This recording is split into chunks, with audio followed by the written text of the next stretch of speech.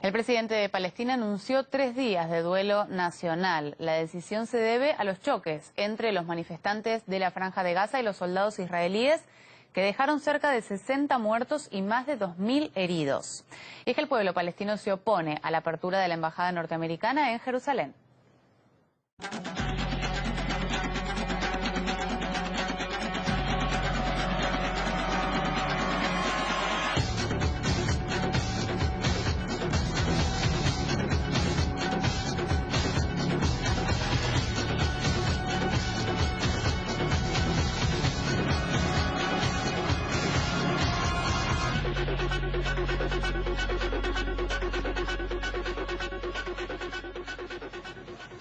El secretario general de la ONU llamó a Israel a limitar el uso de armas de fuego contra manifestantes de Gaza. A la vez llamó a la organización Hamas y a los palestinos a evitar las provocaciones. Otra de las numerosas reacciones ante los disturbios vino de Amnistía Internacional. La organización advirtió que Israel está violando los estándares internacionales e incluso ha denunciado posibles crímenes de guerra. Los choques brutales se originaron por la apertura de la embajada estadounidense en Jerusalén. El evento contaba con la presencia de una delegación norteamericana presidida por Ivanka Trump y su marido. La parte israelí fue representada por el presidente Reuven Rivlin y el primer ministro Benjamin Netanyahu. Mientras, en diferentes zonas fronterizas de Israel se congregaron unos 35.000 manifestantes palestinos. La apertura de la sede diplomática norteamericana además coincidió con el 70 aniversario de la creación del Estado de Israel, una jornada que se remonta a 1948 y conmemora la expulsión y huida de unos 750.000 palestinos. La apertura de la embajada norteamericana viene luego de que Donald Trump reconoció a Jerusalén como capital israelí. La comunidad mundial considera que este paso socavaría el proceso de paz de la región. Donald Trump, que no asistió a la ceremonia de apertura de la sede diplomática, señaló en un mensaje grabado que busca relaciones amistosas tanto con israelíes como con palestinos. A su vez, Mahmoud Abbas calificó la nueva embajada como una falsificación de la historia. Estados Unidos siempre será un gran amigo de Israel y un socio en la causa de la libertad y la paz. Le deseamos buena suerte al embajador Friedman al asumir su cargo en esta hermosa embajada de Jerusalén y tendemos la mano con amistad a Israel, a los palestinos y a todos sus vecinos. Que allí reine la paz. Que Dios bendiga esta embajada, que Dios bendiga a todos los que sirven allí y que Dios bendiga a los Estados Unidos de América. Hoy han abierto la embajada. Esto no es una embajada, es un asentamiento de Estados Unidos. Antes teníamos un asentamiento de Israel con el apoyo estadounidense, pero ahora tenemos un asentamiento estadounidense en el este de Jerusalén. Ellos abren la embajada hoy y dicen que se ubica en la tierra de sus padres y abuelos, pero como dijimos antes, es una falsificación de la historia. Incluso los mismos norteamericanos marcharon por las calles de Washington en rechazo a la apertura de la embajada en Jerusalén. Además, repudiaron la masacre de palestinos en la Franja de Gaza. Otros países también manifestaron su postura. En Estambul, en Turquía, miles de activistas repudiaron las brutales acciones de los soldados israelíes en la Franja de Gaza. El presidente del país, Recep Tayyip Erdogan, rechazó el traslado de la sede diplomática estadounidense, señalando que esta iniciativa contradice las resoluciones de la ONU. Además, calificó las acciones de Israel como un genocidio. En Jordania, cientos de personas se reunieron frente a la sede diplomática de Estados Unidos para rechazar el traslado de la embajada en Israel. Los manifestantes gritaron lemas contra ambas naciones y quemaron sus banderas. Pese a las numerosas condenas por la violencia estallada, el primer ministro israelí instó a otros países a trasladar las embajadas a Jerusalén, un hecho que según él fomentaría la paz.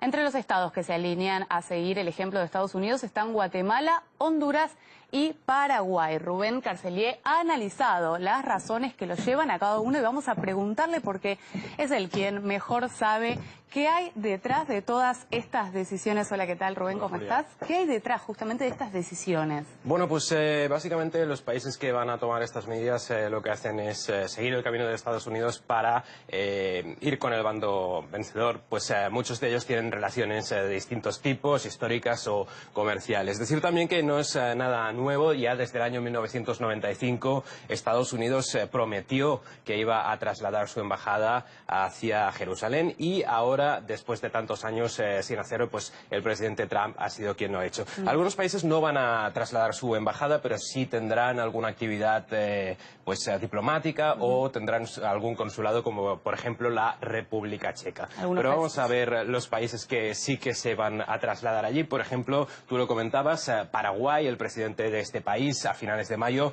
se trasladará hacia allí personalmente para poder asistir a esta inauguración, algo que ha sido muy criticado desde la oposición. El Partido Liberal dice que se mire por donde se mire, desde cualquier ángulo, esto es un gravísimo error, porque lo que va a hacer es colocar a Paraguay en el centro de tensiones innecesarias, y que ahora se tienen que construir puentes, y que con esta medida pues obviamente no se hace, sino que se va a hacer todo lo contrario. Por otra parte, podemos hablar también de Honduras y de Guatemala. Estos ambos países tienen muchísimos migrantes que viven en los Estados Unidos. También comentar, por ejemplo, que la economía de estos países podría recibir hasta el 10% de su Producto Interior Bruto desde el exterior, y les conviene pues tener buenas relaciones con los países de origen. Además, situaciones políticas complejas. Recordar que ambos presidentes se han visto envueltos en escándalos por las elecciones. Por ejemplo, en la última reelección hubo una acusación de fraude, y en el caso de Honduras también comentar lo del TPS, el permiso temporal que les permite a los ciudadanos de Honduras, desde que hubo el huracán Mitch en el 96, pues vivir en los Estados Unidos. Y en el 2020, ya falta bastante poco, 2 años, hasta 57.000 ciudadanos podrían perder este permiso. Entonces, pues el escenario son 2 opciones: o se vuelven a sus países, o buscan otra vía para permanecer de forma legal. Comentar también algo curioso, y es que, bueno, sabes que han asistido a la inauguración de la Embajada de Estados Unidos muchísimos países, algunos de los cuales, sobre todo, pues africanos, o el caso de El Salvador, a los que Donald Trump, hablando de políticas de inmigración, calificó como agujeros ya se sabe de qué son los agujeros, en palabras del presidente Trump, y pues esto pues ha generado muchísima polémica. Recordemos que ya en su momento pues lo hizo. Autoridades de la Unión Europea, por ejemplo, recordaron que no es debido que un presidente de un país, y menos de los Estados Unidos, pues hable así de las personas y de los inmigrantes. Bueno, muy completo, Rubén, muchas gracias. Viendo por detrás que hay, en realidad después lo que se transforma en símbolos, en realidad tiene motivos muy concretos. Gracias, Rubén.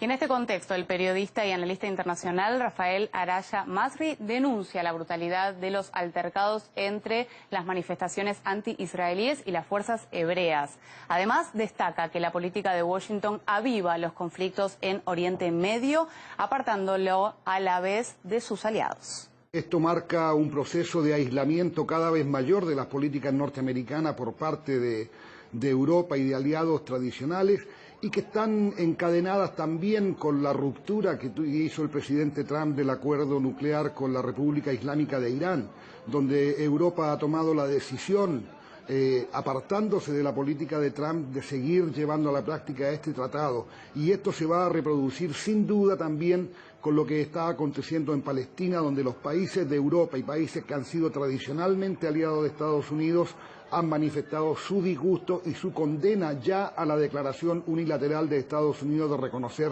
a Jerusalén como capital del Estado de Israel. Yo creo que estos muertos marcan una impronta feroz de la voluntad del régimen israelí, digamos, de reprimir con toda la fuerza cualquier manifestación de disidencia o de rebeldía en contra de los dictámenes de la ocupación militar en Palestina. Y esto es una historia que ahora tiene un recomienzo, lamentablemente, con este nivel de dramatismo.